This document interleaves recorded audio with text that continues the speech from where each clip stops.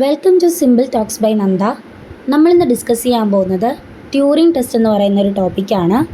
Turing test propose ചെയ്തത് Allen Turing ആണ്. ഇവിടെ എന്താണ് ചെക്ക് ചെയ്യണമെന്ന് വെച്ചാൽ AI സിസ്റ്റം ഹ്യൂമൻസിനെ പോലെയാണോ ആക്ട് ചെയ്യുന്നതെന്നാണ് നമ്മളിവിടെ ചെക്ക് ചെയ്യുന്നത്. ഇപ്പോൾ ഇവിടെ നോക്കിക്കഴിഞ്ഞാൽ ഈ ഫിഗറിൽ നമുക്ക് ലെഫ്റ്റ് സൈഡിൽ ഒരു ഹ്യൂമൻ ജഡ്ജിനെ കാണാം.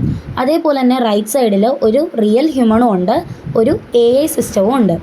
ഇവിടെ എന്താണ് നടുക്ക് മിഡിൽ റെപ്രസെൻ്റ് ചെയ്യുന്നത് ടെക്സ്റ്റ് കമ്മ്യൂണിക്കേഷൻ ചാനലാണ്. അതായത് ഈ ലെഫ്റ്റ് സൈഡിലെ ഹ്യൂമൻ ജഡ്ജും റൈറ്റ് സൈഡിലെ റിയൽ ഹ്യൂമണും AI സിസ്റ്റവുമായിട്ട് ടെക്സ്റ്റ് കമ്മ്യൂണിക്കേഷൻ മാത്രമേ ഉള്ളൂ.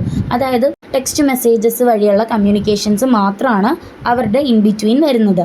അല്ലാതെ ഈ ഹ്യൂമൻ ജഡ്ജിന് അവരെ കേൾക്കുവാനോ കാണുവാനോ പറ്റത്തില്ല.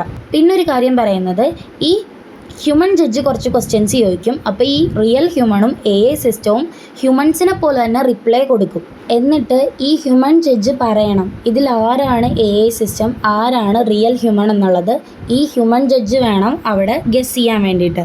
അതായത് ആ AI സിസ്റ്റത്തിന് ഹ്യൂമൻ ജഡ്ജിനെ ഫൂളാക്കാൻ അല്ലെങ്കിൽ കൺഫ്യൂസ് ചെയ്യാൻ പറ്റുന്നുണ്ടെങ്കിൽ ആ AI സിസ്റ്റം ട്യൂറിംഗ് ടെസ്റ്റ് പാസ്സാവും.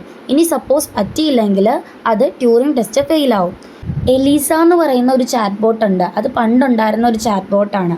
ആ ചാറ്റ് ബോട്ട് ഹ്യൂമൻസിനെ പോലെ ഇമിറ്റേറ്റ് ചെയ്ത് കോൺവെർസേഷൻ നടത്തിയ ആദ്യത്തെ ഒരു ചാറ്റ് ബോട്ടാണ് എലീസ എന്ന് പറയുന്നത്. ഇപ്പോഴത്തെ കാലത്ത് നോക്കാനാണെങ്കിൽ ChatGPT എന്നൊക്കെ പറയുന്നത് എലീസയുടെ മോർ അഡ്വാൻസ്ഡ് വെർഷനാണ്.